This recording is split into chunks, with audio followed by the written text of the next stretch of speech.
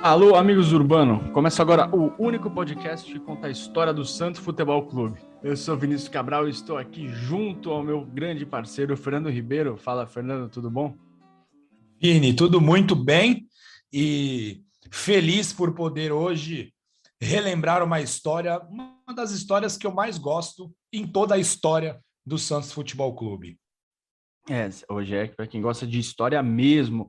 Mas antes de começar esse episódio, né, o episódio número 39, a gente vai dar um alô para uma galera que segue a gente aí, comenta, troca uma ideia com a gente via redes sociais, dando uma moral e deram uma moral grande nos últimos dias. Um grande abraço para o casal do ano, o casal de 2021, Gabriela Mota e para o Marco. O Marco não torce para o Santos, mas isso aí a gente deixa de segundo plano, mas a Gabi torce para o Santos, isso é que importa. Também para o Edson Fernandes, para o Cleiton Aracaque, nosso brother. Um abraço também para o Ronaldo Marquardt e para o Marco Silva. Que vocês sigam acompanhando a gente aqui, trocando uma ideia e cada vez mais a gente possa falar sobre o peixe. E, Fernando, hoje a gente vai voltar muito no tempo. A gente vai voltar exatamente 94 anos. Eu não fiz essa conta, então espero que o Fernando tenha acertado. Estaremos mais precisamente em 1927, quando o Santos assombrou o futebol paulista e apresentou a força do seu DNA ofensivo. E aí que a gente deixa até a reflexão, existe mesmo o tal DNA ofensivo ou são momentos na história do Santos? Recentemente eu fiz um texto sobre isso, a gente vai postar lá no site do Amigos do Urbano para falar. Mas o que importa, Fernando, é que na época o ataque santista marcou incríveis 100 gols em uma mesma edição de Paulistão. Todos esses gols foram marcados em 16 jogos. Isso dá uma média de 6,25 gols por jogo, algo que jamais foi igualado no futebol aqui do estado de São Paulo, nem mesmo pelos times que contavam com o Pelé e companhia. Exatamente, Vini. E para a gente falar sobre o famoso ataque dos 100 gols, a gente pediu ajuda a dois pesquisadores e historiadores. E os dois são professores que são membros da Sofis. O professor Guilherme Nascimento já ajuda a gente muito tempo aqui no Amigos do Urbano, e o professor Gabriel Pierin, que também já foi entrevistado aqui pela gente. O Gabriel Pierin, que é funcionário do Centro de Memória do Santos Futebol Clube, e vai dar um alô aqui para o nosso pessoal. Olá, amigos do Urbano. Olá, Fernando Ribeiro, Vinícius Cabral. É sempre um prazer participar do programa e poder contar um pouco da história vencedora do Santos Futebol Clube.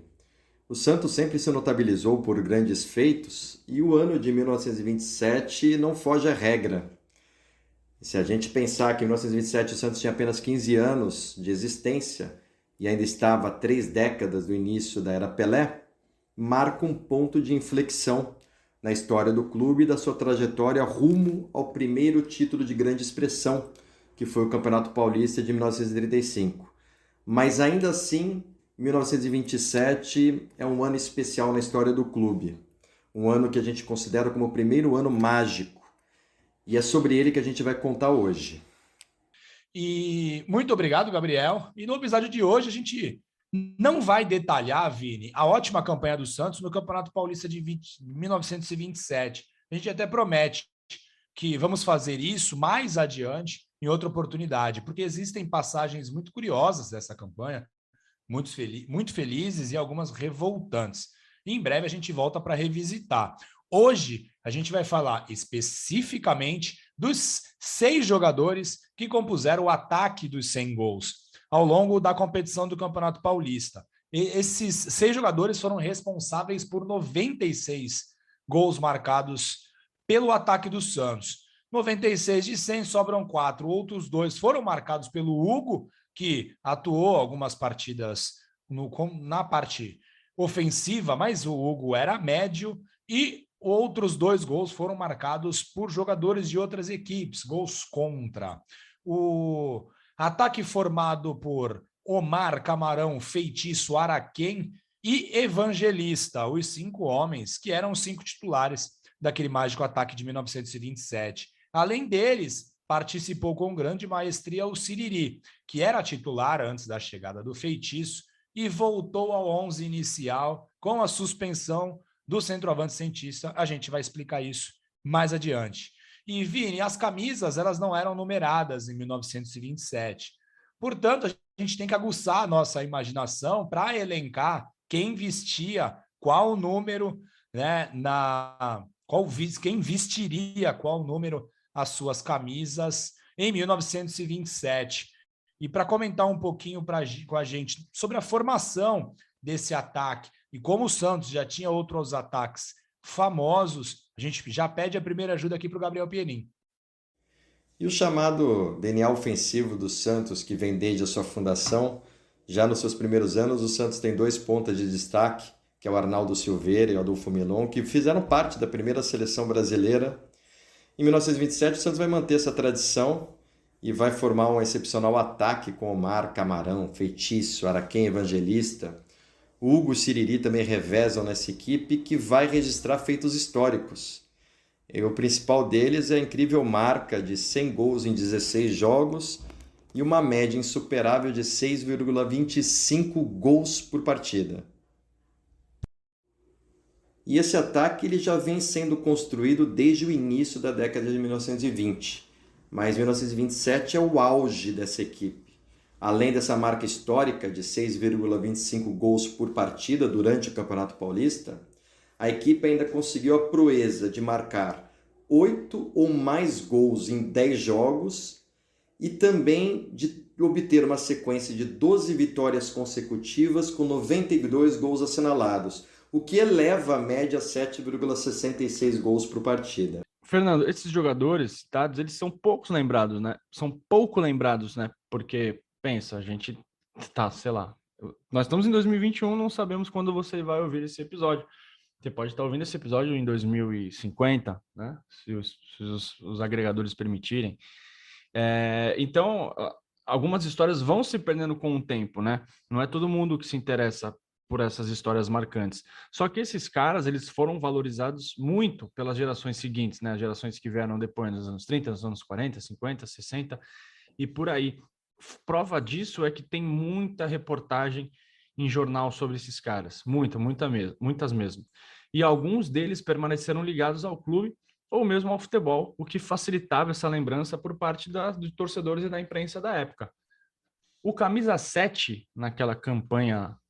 é difícil achar uma palavra, né, Fernando? A campanha absurda que o Santos fez era o Omar. Camisa 7, se houvesse numeração, Exato. Né, Vini? Só Isso claro. A gente tá já no exercício, assim, era o cara que jogava aberto pela direita. Vale lembrar que os times naquela época jogavam no famoso 2-3-5. E ele jogava ali aberto como se fosse hoje o Marinho, só que com a perna direita, né? O Omar era o Almir de sua geração. Pode ser o Almir também, como tantos outros pontas que a gente teve pelo lado direito. Ele nasceu, o nome dele era Omar Pupo de Moraes, ele nasceu em 1903 e chegou na Vila Belmiro aos 20 anos, em 1923, depois de grande destaque pelo Brasil Futebol Clube, que é um clube aqui da cidade de Santos. A família de Omar era muito ligada ao esporte. Por exemplo, seu irmão Henrique militou por anos no Brasil. Apelidado de japonês, ele era apaixonado pelo clube que revelou o irmão, e as histórias dizem que, quando brigava com os demais associados, ameaçava desfiliar-se do Brasil e ingressar no Santos. Olha, eu adoraria me desfiliar do Brasil, hein? Fica aí, ó. Tudum. O Omar também teve um sobrinho que jogou pelo Santos e pelo Palestra Itália, que é o Olavo Pupo de Moraes. O Pupo. Essa é uma informação nova, né, Fernando? Foi uma descoberta recente sua. Sim. Inclusive estará no Almanaque dos Craques, que sai em breve. De acordo com informações dos nossos amigos do Instituto Palestrino de Estatística, o IPE, ou IPE, o sobrinho do Omar atuou em 7 oportunidades pelo Palestra entre 1931 e 1934. A partida que o Pupo jogou pelo Santos foi em 35. O Omar jogou em 146 oportunidades, marcando 23 gols, de acordo com as estatísticas do nosso grande amigo Evaldo Rodrigues, da Sofis. Na campanha de 27, o ponteiro atuou em todos os 16 jogos e fez 7 gols. Muito habilidoso e rápido, o Omar marcou poucos gols pelo Santos porque ele preferia servir seus companheiros de ataque. Jogou pelo Peixe até 33, quando mudou-se para São Paulo. Ele chegou a cogitar a jogar no Palestra Itália, mas a filiação dele acabou não se concretizando. Depois de aposentado, ele virou representante do Peixe na cidade de São Paulo, onde atuou por muitos anos, e ele morreu aos 80 anos em Santos. Isso, Vini. E caminhando no ataque dos 100 gols, a gente chega ao meia recuado. Meia recuado era o Aníbal de Andrade Torres, o popular Camarão. Só para a gente traduzir para o pessoal, Vini, o meia recuado, né, como era chamado à época, era uma espécie de meia armador, pois ele atuava um pouco mais recuado em relação à linha dos 4 integrantes do ataque. Se tivesse uma numeração, o Camarão vestiria a camisa 8, muito provavelmente, Vini. O Camarão nasceu em Santos e o apelido dele foi originado porque a pele dele era muito vermelha, queimada do sol. O Camarão adorava praticar esportes aquáticos e dizem as passagens que a gente procurou em documentação, em jornais, que ele ficava o dia inteiro nas praias de Santos, praticando todo e qualquer esporte aquático. Ficava muito vermelho, logo o apelido Camarão cabe muito bem. Muito bom. Ele, assim como o Omar, veio do Brasil Futebol Clube, em 1923. Assim como veio também o Sirili, que a gente vai abordar um pouco mais para frente. E assim, Vini, o Santos era meio que um Bayern de Munique, né, da cidade. Todo mundo que se destacava, o Santos ia lá e confiscava, não estava nem aí e nem pagava nada, porque o futebol era amador, não tinha transação, não tinha compra de passe. O Camarão chegou e já se tornou uma referência do ataque santista.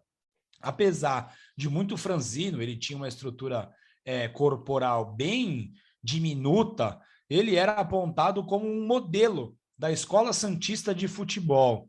Eram tempos, Vini, onde os jogadores formados na cidade de Santos tinham um estilo próprio de jogo. Seria o tic-tac santista? O estilo de jogo refinado do Camarão tinha um curioso aspecto. Quando ele estava com a bola dominada e ele era acossado por algum adversário, ele levantava o braço, geralmente o braço direito, na busca de espaço. E o pessoal brincava que quando ele fazia isso era como se ele estivesse carregando uma bandeja cheia de copos. Apesar de um notório passador, no Paulistão de 1927 o Camarão marcou 13 gols em 15 partidas. Em sua trajetória pelo Alvinegro Praiano, foram 148 gols em 269 partidas, entre os anos de 1926 e 1934. Esses números, lembremos, é do mestre Evaldo Rodrigues. Foi dele também, do Camarão, o primeiro gol na Vila Belmiro sobre iluminação artificial, quando o Santos instalou refletores em seu estádio em 1931. E é bem legal porque numa declaração para o jornal A Tribuna, isso muito tempo depois dele ter se aposentado, o Camarão disse, abre aspas, nasci mais em futebol para cozinhar do que comer, fecha aspas. Uma indicação de que o Camarão gostava muito mais de servir os seus companheiros de ataque do que propriamente fazer gols. Muito boa essa frase. E o Camarão jogou diversas partidas pela seleção paulista, mas nunca jogou pela seleção brasileira. Claro, a gente tem que lembrar que eram outros tempos. E o Screte Canarinho, que não era Canarinho ainda, jogava poucas partidas por ano. A devoção do Camarão ao Santos prosseguiu, mesmo após a sua aposentadoria, e ele se tornou técnico do time principal do Santos entre os anos de 1937 e 1938. Legal essa ligação dos caras, né? Isso aí o Santos conseguiu manter, né? Até hoje. Tem bastante ligação de ex-jogadores no clube. Quem atuava ali mais como por dentro ali, né, do ataque, no miolo do ataque, era Luiz Matoso. Se você não está reconhecendo, era o Feitiço. É um dos maiores jogadores da história do Santos. Antes da era Pelé, foi o cara que teve um sucesso absurdo com a camisa do Santos. Ele tinha média superior ao do próprio Rei Pelé, porque ele fez 215 gols em 151 jogos. Uma coisa absurda. Nem Haaland, nem Lewandowski, ninguém chega perto do Feitiço. Não adianta falar, não adianta chorar. O que o Feitiço fez, eu chutaria que é inigualável, Fernando. 215 gols em 151 jogos é muita coisa. É muita coisa mesmo. E o camisa 9, que não jogava com a camisa 9, né, não tinha número, chegou ao Santos para a disputa do Paulista de 20... chegou para a disputa do Paulista de 27, vindo do São Bento. em um verdadeiro chapéu aplicado pela diretoria santista, que na época era chefiada pelo Antônio Guilherme Gonçalves. Os clubes do São Paulo e do Rio tentavam a contratação do feitiço, só que o Santos foi mais ágil. Como eram tempos de amadorismos, as bases financeiras que convenceram o jogador a se filiar ao Santos nunca foram divulgadas. Mas talvez o Santos ofereceu assim, olha, feitiço, vem aqui, tem a praia, tem o bondinho, tem café, e aí ele veio. Dizem, Vini, mas a gente não encontrou fonte que concretize isso.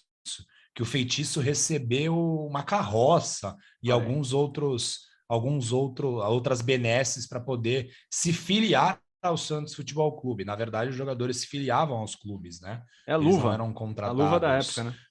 Exatamente. O apelido, que para mim é um dos maiores, acho que é o maior apelido da história de um jogador do Santos, surgiu por conta de um comentário de uma amiga. Abre aspas para a amiga. O Luizinho, quando joga, parece que tem feitiço nos pés. Ele não era muito habilidoso ou muito técnico, mas ele era muito forte e fazia gols de todas as maneiras possíveis. Sua marca registrada era o chute de bico.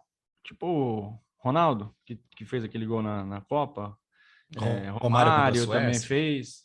O feitiço já fazia isso nos anos 20. Tanto que o Araque, companheiro dele no Santos, disse que torceu o tornozelo quando tentou imitar o chute sem pulo do seu companheiro de bico. Ele fazia tantos gols que foi artilheiro do Paulistão por 3 anos seguidos e conquistou um título com o São Bento em 25, São Bento da capital, né? Não é o São Bento de Sorocaba. Exatamente. O feitiço era a presença garantida na seleção paulista e teria sido titular do Brasil na Copa de 30 se os jogadores paulistas pudessem participar da competição.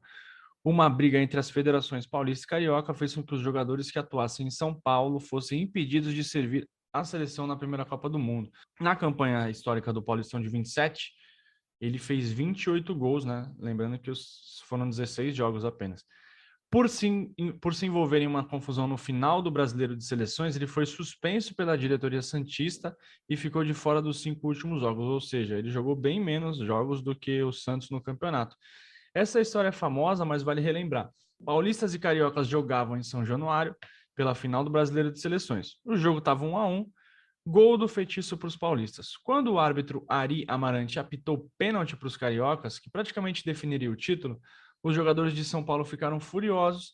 Para impedir a cobrança, esconderam a bola, chutaram no gol antes do batedor carioca efetuar a cobrança, cavaram buracos na marca da cal, uma verdadeira confusão. E vamos ouvir o que o Pierin fala sobre a confusão com o presidente da República. Dentre os jogadores mais revoltados estavam justamente os santistas, o goleiro Tufi e o atacante, a maior estrela do time, o Feitiço, que não queriam deixar os cariocas cobrarem o pênalti. Isso acabou irritando o presidente da República, que assistia a partida lá das tribunas, o Washington Luiz, que mandou um recado dizendo que os santistas deveriam deixar os cariocas baterem o pênalti. O Feitiço acabou respondendo para o presidente da República, né, nas palavras ali de quem assistia e testemunhava o jogo, de que o presidente mandava no país, mas quem mandava dentro de campo eram os jogadores. Isso aí acabou, então, trazendo aí uma grande repercussão. E o presidente do Santos, que na época era o presidente da Associação Paulista, ele acabou tomando uma atitude e expulsou os 2 jogadores, tanto da Seleção Paulista quanto do quadro do Santos Futebol Clube. E o Campeonato Paulista ele já estava chegando ao fim, faltavam poucas partidas. E o Santos ficaria sem 2 das suas maiores estrelas. Cara, essa história para mim, eu não sei, acho que tá nas minhas 5 histórias preferidas sobre futebol, cara. Porque o cara era bocudo, né? Falta um pouco isso, hein, Fernando? Falta alguém para encarar hoje isso? Para dar uma no meio de quem merece? E o feitiço deu. Eu queria muito estar ali em São Januário nesse dia. Segundo conta a lenda, o presidente da República, Washington Luiz, teria enviado um emissário ao gramado para ordenar que os paulistas permitissem a cobrança do penal. Então ele ouviu de um dos atletas: diga ao excelentíssimo presidente, diga ao excelentíssimo senhor presidente que ele manda no Palácio do Catete, mas quem manda aqui no campo somos nós. Existem relatos que o autor da frase foi feitiço, outras fontes citam o nome de outros atletas, e algumas indicam que esse diálogo não existiu. Talvez seja a grande verdade, mas a ficção às vezes é muito melhor que a realidade.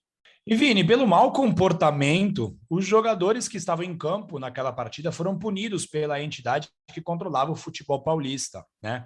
E assim, o presidente do Santos, o Antônio Guilherme Gonçalves, era também o presidente da Associação Paulista de Esportes Atléticos. Então, os dois jogadores do Santos que estavam presentes naquela partida, o Feitiço e o Tufi, o goleiro, foram suspensos e não jogaram mais pela equipe no Paulista de 27. O Tufi, na verdade, nunca mais jogou pelo Santos. O Feitiço retorna, mas só a partir do outro ano. Prejudicado por uma atitude do seu próprio presidente, o Santos abriu mão do seu principal atacante para a fase final do campeonato. Os gols do Feitiço fizeram muita falta na partida decisiva, quando o Santos perdeu para o Palestra em plena Vila Belmiro.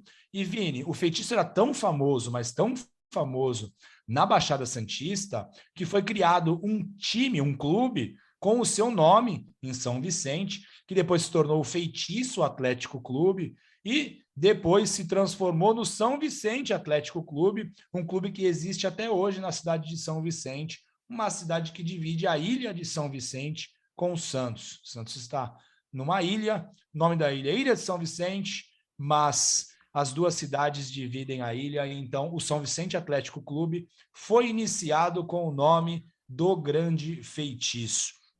E Vini, apesar do Feitiço ser uma máquina de fazer gols, o artilheiro do ataque dos 100 gols, e que também foi artilheiro do Campeonato Paulista, foi o Araquém. O Araquém era filho do Cisino Patusca, o primeiro presidente da história do clube, e começou no Santos em 1923, ainda muito jovem. O irmão do Araquém, o Ari, foi um dos primeiros ídolos da história do Santos, ainda na década de 10. O Araquém Patusca era muito técnico e muito veloz, e era tão veloz, Vini, que ele ganhou algumas provas de atletismo, competindo por outro clube aqui da cidade, o Saldanha da Gama, um clube que existe até hoje. A qualidade técnica do Araquém era tanta que o clube paulistano pediu seu empréstimo para a excursão que fizeram à Europa em 1925. Lá, o Araquém ganhou o apelido de Le Danger, o perigo em francês, porque ele oferecia perigo a todo instante à defesa adversária. Se você jogasse bola, Fernando, qual seria seu apelido? Meu apelido? É, porra, o perigo é legal. Você O é o perigo é legal. perigo. Meu seria sem perigo, Vini. Ou inofensivo, né? Isso, sem perigo. Sans danger seria, Vini. Imagina, cara. Na estreia de... Tem vários Sans desses, danger, tem vários desses hoje em dia. Na estreia da campanha de 27, o Araquém marcou 7 gols contra o Ipiranga. O Santos venceu aquele jogo por 12-1. E esse foi por 37 anos o recorde de gols de um jogador em uma só partida, que foi superado apenas por ele, não podia ser outra pessoa. Pelé, em 1964, quando o Rei marcou 8 gols no Botafogo de Ribeirão Preto. A gente já contou essa história aqui na série Pelé, a Nossa Majestade. Aliás, Pelé que faz 81 anos agora, no mês de outubro. Dia 23 de outubro. Vida saudável ao Rei Pelé. Antes de ter, além de ter uma vida longa, que seja uma vida saudável, sem muitos percalços para o nosso rei. Foram 15 gols marcados nas 4 primeiras partidas do time, e no final do campeonato ele marcou 36 gols. O Araquém saiu do clube em 1929, brigado com a diretoria, e essa cisão proporcionou a ele disputar a Copa do Mundo de 1930. Ele foi titular na estreia contra a Iugoslávia, e para poder participar do Mundial ele se filiou ao Flamengo, mesmo sem nunca ter atuado pelo time carioca. O Araquém, agora a gente vai abrir uma provocação aqui, Fernando. O Araquém foi o maior craque santista antes da era Pelé, e quem vai ajudar a responder é o professor Guilherme Nascimento, que vai argumentar sobre essa indagação. Assim, é difícil a gente falar desses caras que são dos anos 20, 30, porque o estilo jornalístico da época, lógico, né? Obviamente, eu não vi nenhum dos dois jogar, é uma questão óbvia isso.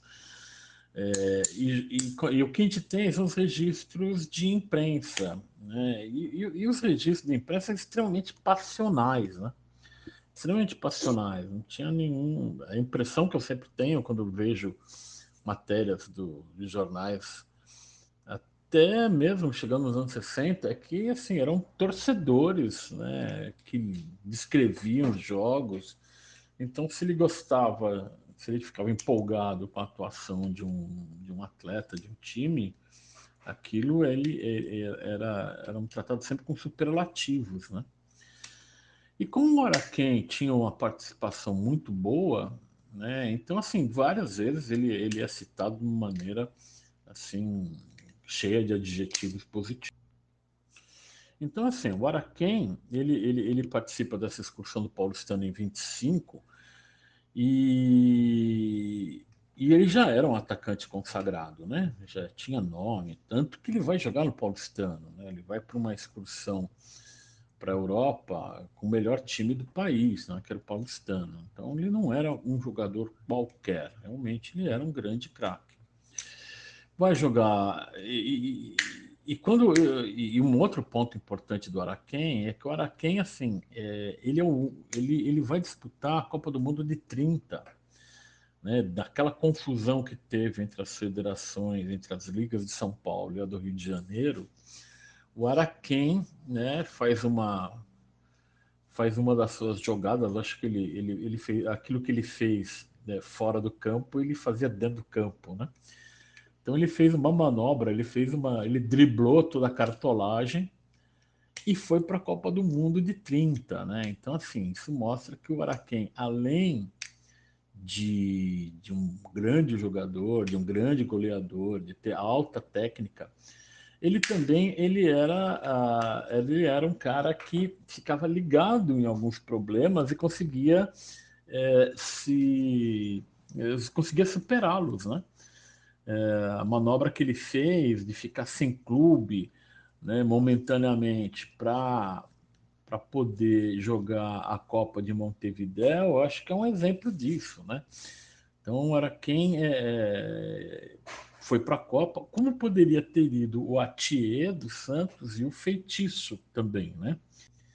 Esse perfil do Araquém é muito interessante de ser colocado, porque, assim, falar que ele era goleador, que ele é um baita craque e tal, isso, né, assim, quem conhece um pouquinho da história do Santos sabe disso.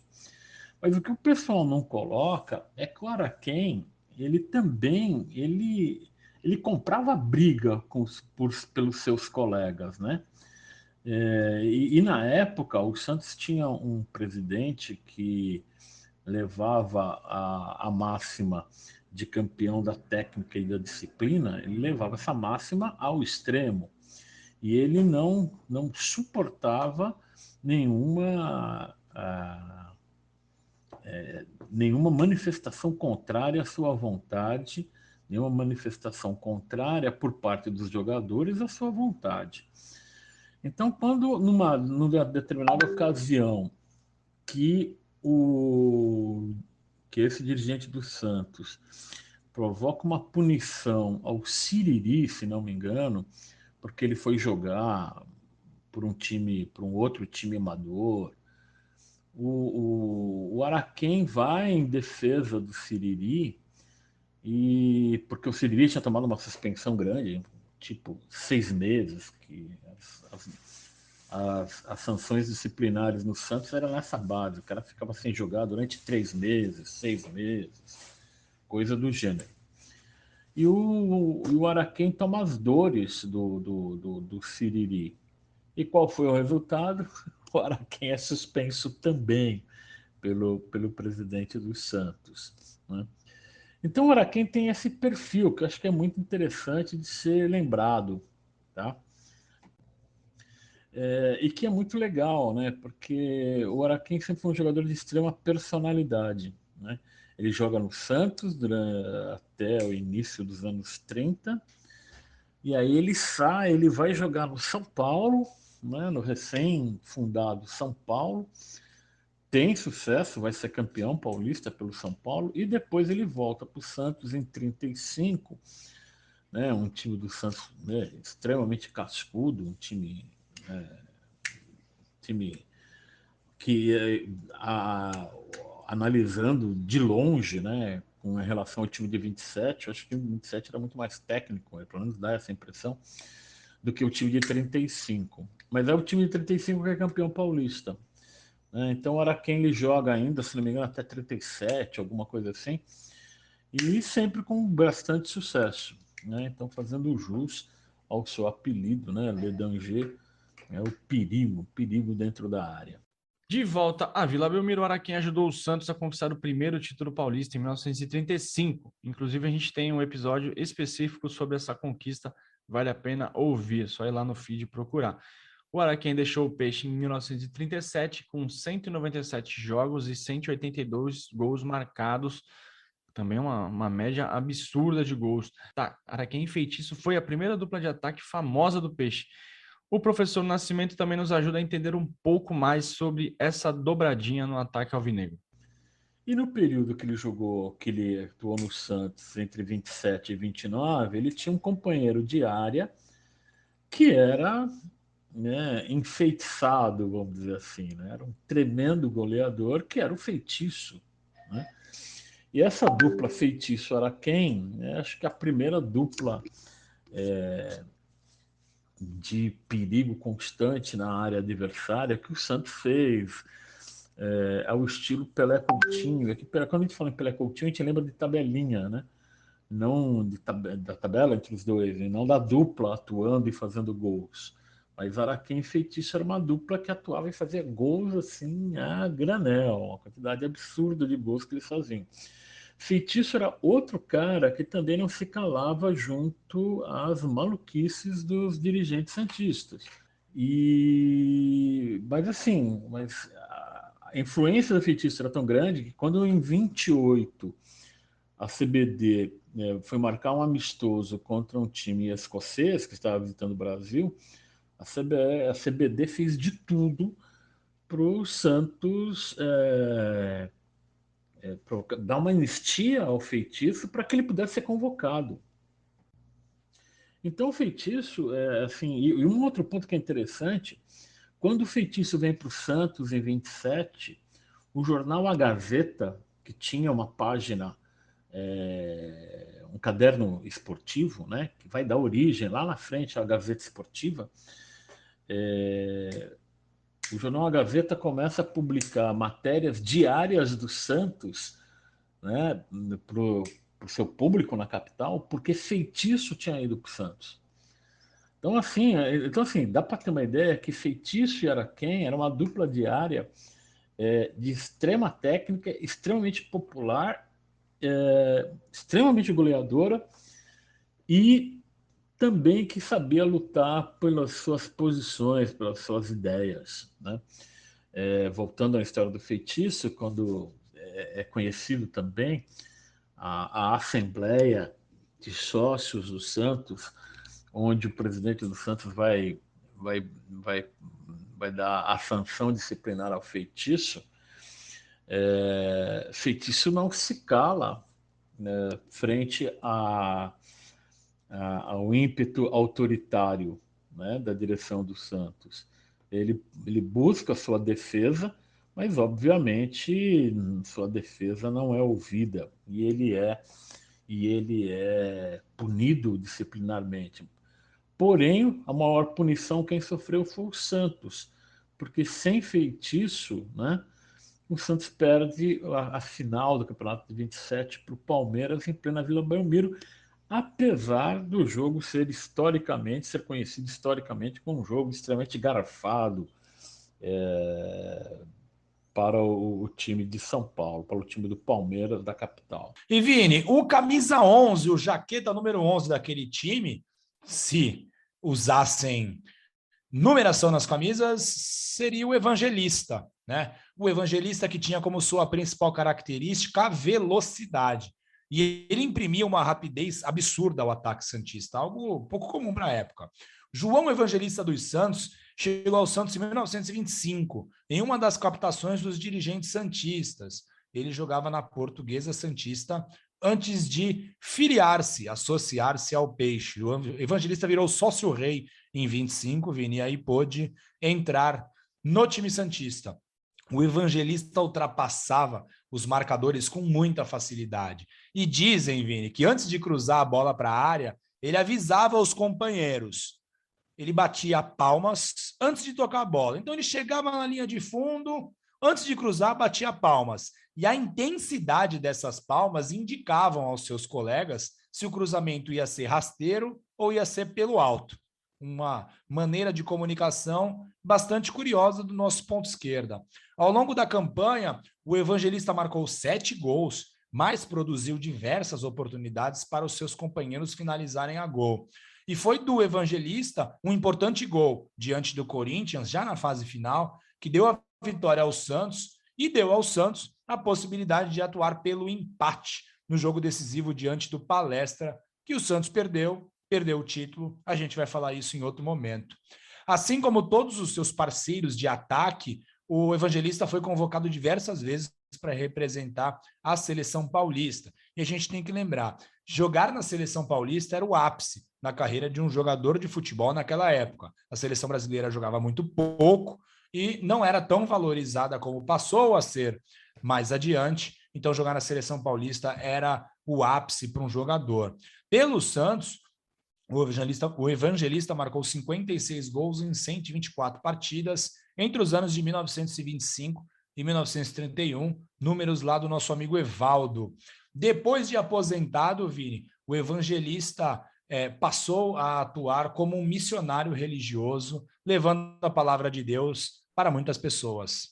E casando com o apelido, né? É o casamento perfeito com o seu apelido. Evangelizou. Evangelizando por aí, uma boa ação do nosso atacante, quando o apelido, como o apelido do Fernando, né? Ou sem perigo, como ele é na vida dele e no futebol. Além dos 5 titulares citados até agora, o Santos tinha um 6º elemento, que era o Siriri. Um dos poucos casos de sucesso de irmãos na Vila Belmiro, José de Andrade Torres chegou junto ao irmão Camarão ao Santos em 1923. Ele era muito franzino e por isso ganhou o apelido de Siriri, em alusão aos pequenos cupins com asas, que em algumas regiões do país têm o nome de Aleluia. Era titular absoluto do ataque santista, mas perdeu espaço com a chegada do feitiço. Polivalente, na campanha de 27, atuou em todas as posições do ataque e marcou 8 gols em 16 jogos. Com a suspensão do feitiço, ele assumiu a função de centroavante e não fez feio. Marcou 5 gols em 5 jogos. Jogou pelo Peixe entre 23 e 29, marcou 79 gols em 113 jogos. E aí, Fernando, a saída dele do Santos é curiosa. Como o futebol era amador na época, o Siriri trabalhava na Companhia Sul-América de Seguros. Pelo time da firma, disputou um amistoso preliminar ao confronto Portuguesa Santista e Vitória de Setúbal de Portugal. Como a Briosa era afiliada à Liga Amadora de Futebol, rival da APEA, que o Santos era afiliado, a participação do Siriri ganhou ares de atitude rebelde. Ele foi punido com a exclusão do quadro social do Santos e jamais voltou a vestir a camisa do Peixe. Nesta confusão, Bilu e Araquém saíram também do clube. O Siriri foi jogar no São Paulo e lá conquistou o Paulistão de 1931. A carreira dele se encerrou de maneira traumática. Ele teve uma lesão grave durante uma partida do São Paulo. Vamos ouvir o que o Pierin tem a dizer sobre o final da campanha daquele Paulistão. Ele também deixou palavras doces para a gente. O Campeonato Paulista de 1927 terminaria no ano seguinte, em 1928. O Santos seria superado pelo Palmeiras e acabaria o campeonato com a vice-colocação. Apesar da frustração de não ter ganhado o campeonato, esse time de 1927 ele fez história por tudo isso que a gente contou hoje e especialmente por ter levado aos torcedores do Brasil, aquilo que o futebol tem de mais importante, a alegria e gols, muitos gols. Espero que os amigos do Urbano tenham gostado de mais essa grande história da longa trajetória do Alvinegro praiano. E eu estou sempre aqui para valorizar e enaltecer a história do nosso peixe. Um grande abraço a todos. Um abraço especial aos amigos Fernando e Vinícius. Parabéns por esse programa. A dica cultural de hoje são os livros do nosso amigo Sérgio Goni de Almeida, do perfil no Instagram, @cronfut, CRONFUT, um baita escritor, diga-se de passagem, como diria o poeta. Os 2 livros são Rola a Bola, o Tempo Passa e Cego é Quem Só Vê a Bola. Então fica a nossa dica aí, vá atrás, dá para comprar e fortalece escritores independentes como nós, né? A gente já a gente é independente, já tivemos alguns projetos em editoras, alguns no nosso suor, enfim, mas a gente sabe como é difícil e o trabalho do Sérgio é muito bom nesse sentido. Algo mais, Fernando, para arrematar esse episódio, que, putz, cara, falar desses caras aí é uma alegria pra gente, né? Que time maravilhoso e que ataque inalcançável. Vini, eu adoro as histórias desse time, né? Tanto que na geladeira da minha casa, eu até coloquei lá no Twitter, @FCRibeiro1, uma foto da geladeira da minha casa, e eu tenho ímãs de geladeira, 5 ímãs: Omar, Camarão, Feitiço, Araquém e Evangelista, formando o ataque dos 100 gols na minha geladeira. São jogadores que marcaram época no Santos, é praticamente o primeiro time do Santos famoso em nível estadual e nacional, uma quantidade de gols absurda, jamais alcançada, um time que não foi campeão, então tem mais valor esse time, né? Até para a história mesmo do clube, foi muito mais importante do que algumas equipes que conquistaram título e são figuras muito sensacionais, pouco lembradas pelo torcedor, né, mais novo, até não é nem culpa do torcedor, né? Realmente essas histórias acabam passando batido. O Pelé, né, e a sua gangue, a sua trupe monopolizou, né, as atenções na história do Santos Futebol Clube. Quando você fala de história, obviamente vem Pelé, vem seus companheiros, Zito, Gilmar, Mauro, Lima, enfim, Coutinho. Mas essa galera da década de 20 fez o Santos se transformar no clube muito grande que era quando chegou Pelé, e aí a gente explodiu. Então é bem legal poder pesquisar sobre essa galera, né, sobre esses jogadores, e poder compartilhar um pouquinho aqui com quem escuta o Amigos do Urbano, Vini. É isso. E quem quiser falar com a gente ainda tá rolando a promoção para ganhar o livro de 2010. É só ir lá no nosso Twitter ou no Instagram e perguntar por que o time de 2010 Responder, né, Vini? Responder, não perguntar, né? Exatamente, responder. Por que o time de 2010 marcou a sua vida? Você pode mandar via Twitter, via DM no Instagram, via comentário, e-mail, né, pelo amigosdourbano@gmail. Se você quiser mandar um telegrama para a gente também, você pode mandar, a gente... E aí, na sexta-feira, a gente vai desvendar o vencedor dessa incrível promoção. E depois, na semana que vem, a gente vai começar uma outra, agora com o livro de 1984. O livro de 2010 eu escrevi, o de 84 foi o Fernando. Então, a gente, obviamente, dando uma força na divulgação sobre a literatura do Santos e também fazendo um alto jabá. Vale a pena, né? Para ouvir onde que as pessoas podem encontrar as nossas publicações, Vini? Sei lá, onde é? Eu tô zoando. Lá do www.amigosdourbano.com.br, a gente tem uma matéria, um post que o Fernando fez. Vamos até colocar no Twitter, com todas as nossas publicações, seja o livro 1912 em diante, com a Gabi Fernandes e com o Lorenzo Santiago, que é da editora Corner, seja os livros da Santos Box, o meu de 2010 do Fernando de 84, tem também o livro Memorial das Conquistas, a Sala de Troféus do Santos, que é do Fernando, também ele deixou o link ali para a editora 11. O que mais? Estou esquecendo qual? Almanaque dos Craques. Almanaque dos Craques, você pode adquirir também na editora 11 Cultural. O Almanaque dos Craques será lançado agora em novembro. Garanta o seu, que eu acho que é um livro inédito aí na história do futebol brasileiro. Vale a pena conferir. E o Fernando, muito cuidadoso, fez um post com todos os links. Quem quiser conferir, a gente vai colocar nas nossas redes sociais. Fechou? Para ouvir a gente está no Spotify, na Apple, no Google, no YouTube e na Radio Public. Valeu, galera, e até o próximo episódio, que vai ser o episódio de número 40. Um abraço. Falou, Fernando. Isso. Valeu, Vini, www.amigosdourbano.com.br. Acessem lá, tem todo o nosso conteúdo disponível. E até a próxima, pessoal. Tchau, tchau.